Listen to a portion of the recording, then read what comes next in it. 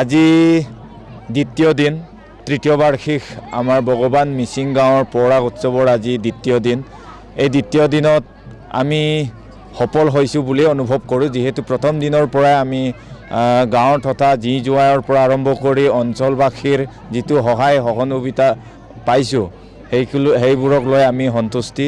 আজিও যথেষ্ট জী জোৱাইৰে ভৰা আৰু আমাৰ মিনম দলুং হিচাপে আমন্ত্ৰণ কৰা মেচাকি টঙানী গাঁৱৰ পৰাও যথেষ্ট আমাৰ মিনম আহিছে আৰু ইয়াত সম্পূৰ্ণ মিচিং ট্ৰেডিশ্যনেল নৃত্যৰে ইয়াত পৰাগ অনুষ্ঠিত কৰিছোঁ। ইয়াত লেৰেলি, চেল্লয়া, গুমৰাগ ইত্যাদি যিমান মিচিঙৰ ট্ৰেডিশ্যনেল কালচাৰ আছে সেইবোৰক আমি উপস্থাপন কৰিবলৈ প্ৰয়াস কৰিছোঁ।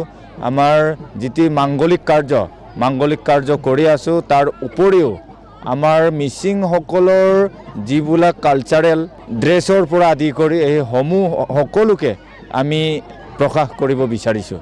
ইয়াত যথেষ্ট আলহী হৈছে, আপোনালোকে দেখিছেই। আলহী মেক্সিমাম বুলি ক'লে আপোনাৰ 15,000 পৰা 20,000 লোক একগোট হৈ পৰাগটিক আদৰণি জনাইছে বা সকলোৱে একগোট হৈ আমাক উৎসাহ উদ্দীপনা দিছে।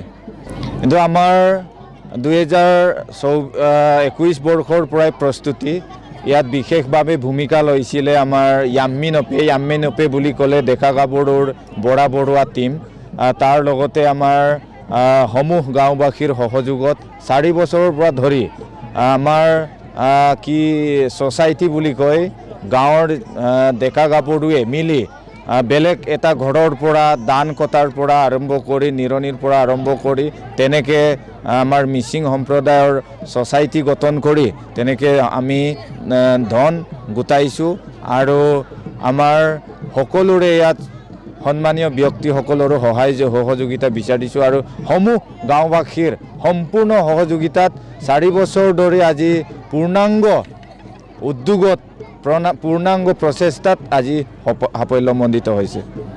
যিকোনো খবৰৰ বাবে যোগাযোগ কৰক 7099017330 লগতে 7099017110 নম্বৰত।